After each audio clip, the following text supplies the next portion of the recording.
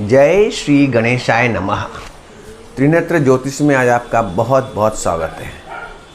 चर्चा कर रहे थे ग्रहों के गोचर के बारे में, चर्चा कर रहे थे शनि के गोचर के बारे में जो 29 मार्च 2025 को हो रहा है मीन राशि में। शनिदेव जो मकर और कुंभ के स्वामी हैं वे जा रहे हैं अब अपने मूल त्रिकोण राशि कुंभ को छोड़कर मीन में। तो इसका परिणाम क्या होगा? अलग अलग लग्न के अनुसार इसका अलग अलग परिणाम होता है। आज की चर्चा कर्क लग्न के बारे में है, कैंसर एसेंडेंट्स। मैं चंद्र के बारे में बात नहीं कर रहा, मैं बात कर रहा हूँ लग्न के बारे में। लग्न यानी आपका बॉडी। कर्क लग्न।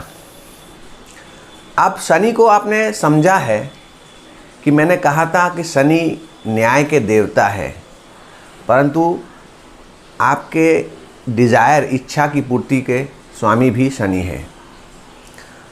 दसम भाव आपके कर्म का, एकादश भाव आपकी इच्छा का, दोनों का स्वामित्व रखते हैं कारक शनिदेव। इनकी अपनी दो राशियां हैं, सप्तम अष्टम कर्क वालों के लिए। तो सप्तम घर जो है यह एक मारक घर है और अष्टम घर है यह एक दुस्थान है, दुख का स्थान है। और शनि एक अशुभ ग्रह होने के साथ साथ दुख के कारक भी है, रुकावट के कारक भी है। शनि तकलीफ देते हैं, संघर्ष देते हैं, परंतु अंत में आपको इसका परिणाम भी देते हैं आपके कर्म के अनुसार। तो वे जिस भी लग्न के होंगे वे अपने कर्म करेंगे और उनका फल आपको देंगे। उनका जो कारकत्व है वो उनको करना ही है। तो यहाँ पर हम देखते हैं कि कर्क लगने वालों के लिए शनि एकदम मारक ग्रह है। ऐसा कह सकते हैं कि प्रबल मारक ग्रह जो है वो है शनिदेव। परंतु हमें जो लग्न मिला है वह भी हमें अपने पूर्व जन्म के कर्म के अनुसार मिला है। इसीलिए शनि आपके सप्तम और अष्टम के स्वामी बने हैं। पूर्व जन्म में आपने जरूर कुछ ऐसा कार्य किया होगा जिसकी वजह से आपको यह स्थिति मिली है। आइए समझते हैं कि पिछले 2.5 वर्ष में आपके साथ क्या हुआ है। मैं 2.5 वर्ष क्यों कह रहा हूँ? क्योंकि 2.5 वर्ष ये कुंभ लग्न में थे, परंतु इनकी दूसरी राशि सप्तम में है। तो ये दोनों का फल कर रहे थे, यानी कि 2.5 और 2.5 पिछले 5 वर्षों से कर्क लग्न वाले शनि के पूर्ण प्रभाव में थे। और यह लग्न एक रॉयल साइन है, राजकीय राशि है। दूसरा है सिंह। 12 राशियों में रॉयल साइंस केवल 2 हैं, एक कैंसर और एक लियो, कर्क और सिंह।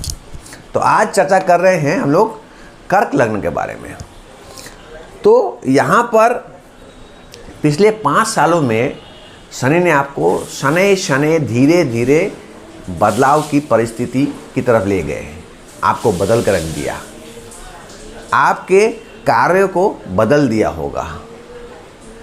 जब अष्टम भाव में थे तो इनकी दृष्टि आपके दसम भाव पर थी, कर्म के भाव पर थी, आपके द्वितीय भाव की पर थी, आपके धन के भाव पर थी, और दसम दृष्टि वृश्चिक राशि पर आपकी पंचम भाव में थे।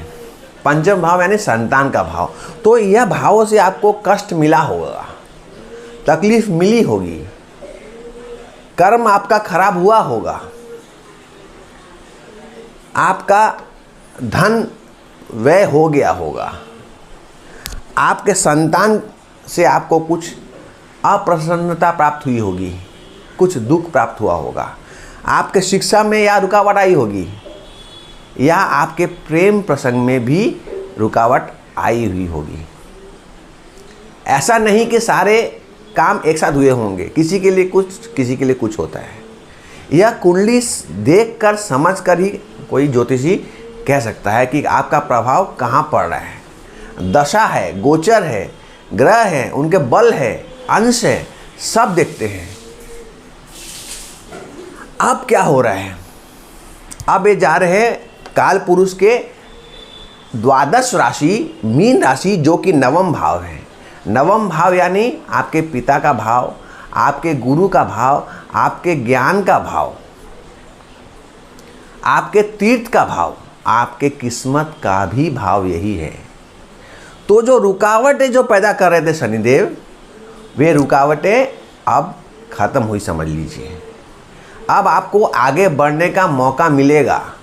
और शनि जब बृहस्पति की राशि में होते हैं तो उस भाव की वृद्धि करते हैं अपने दोनों राशियों की, यानी कि आपके जो नवम भाव है और षष्ठम भाव है दोनों की वृद्धि होगी, क्योंकि दोनों राशियां बृहस्पति की है और शनि का प्रभाव दोनों पर रहेगा। ज़्यादा नवम भाव पर रहेगा फिलहाल, परंतु ये षष्ठम भाव भी मूल त्रिकोण राशि है बृहस्पति की, तो इसका भी प्रभाव होगा, अच्छा होगा। आगे समझते हैं कि कर्म से दृष्टि हटकर इनकी दृष्टि जा रही है आपके लाभ भाव पर। तो यानी आपका कर्म तो ठीक हो गया, परंतु जो आप उम्मीद कर रहे हैं कि बहुत लाभ होगा, ऐसा नहीं हो, ऐसी संभावना ज़्यादा है। मैं पहले भी कह चुका हूँ, ज्योतिष संभावना कई बातें करता है, ऐसा हो जरूरी नहीं है। और ये एकादश भाव के कारक भी हैं, इसलिए ज़्यादा कष्ट नहीं देंगे, फिर भी पूर्ण फल की प्राप्ति नहीं होगी।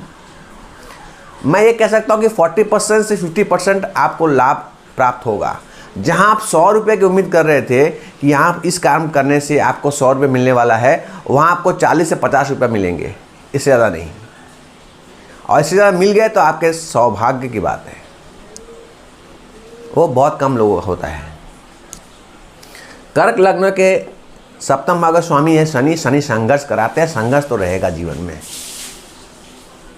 देखने में भले ये सौम्य लगे, शांत लगे, क्योंकि ये भावना प्रधान राशि है, जल प्रधान राशि है, और शनि इनके भावनाओं को आहत करते हैं।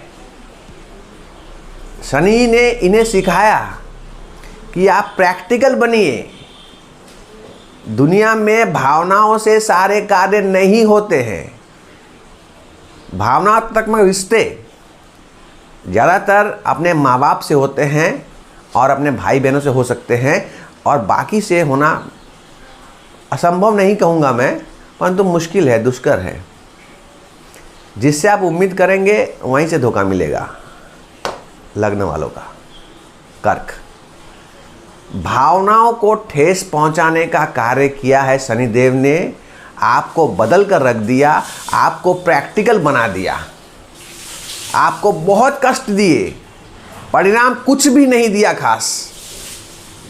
परंतु आपको यह भी जानना होगा कि अष्टम भाव में शनि आके कुछ तो दे के गए हैं आपको, या आपको इनहेरिटेंस में कुछ मिला होगा, या इंश्योरेंस से कुछ मिला होगा, या तो फिर आपको कोई गुप्त विद्या का ज्ञान हुआ होगा।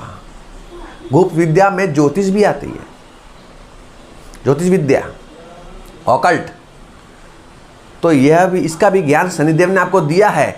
और शनि जब जो देते हैं वह सदा के लिए देते हैं, और बाकी का जीवन आपको यही कर्म से आपको निर्वाह करना है, इसी से आपका भला होगा। शनि ने आपको ये तैयार कर दिया। आगे इनकी दृष्टि होगी आपके 1, 2, 3, 4, 5, 6, 7 तीसरे भाव पर। तीसरे भाव पर दृष्टि यानी आपके पराक्रम भाव पर।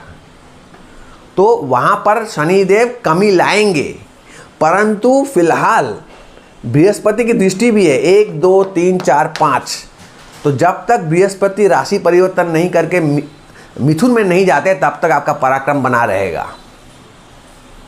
और शनिदेव आस्ते आस्ते अपना अंश बढ़ाएंगे, अपना ताकत बढ़ाएंगे। तो 3 महीना तक तो आप अपना पराक्रम दिखा सकते हैं। और उनकी दशम दृष्टि पड़ेगी आपके षष्ठम भाव के ऊपर, यानी आपके रोग, ऋण, शत्रु के ऊपर, आपके कर्म के ऊपर, जॉब के ऊपर। तो यहाँ पर जब बृहस्पति देव आएंगे द्वादश भाव में, मिथुन में, तो दृष्टि करेंगे आपके षष्ठम भाव के ऊपर, यानी आपका यह भाव एक्टिव हो जाएगा। आपको कुछ कर्म की प्राप्ति हो सकती है। हो सकता है कि आपका कर्म छूट गया हो सकता है कि आप बहुत दिन से उतना नहीं कमा पा रहे हैं जितना कि आपको बेयर मिनिमम की ज़रूरत है।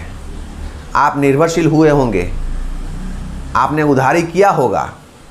तो यहाँ पर शनिदेव आपके रोग, ऋण, शत्रु, उधारी सबका निवारण करेंगे, खत्म करेंगे।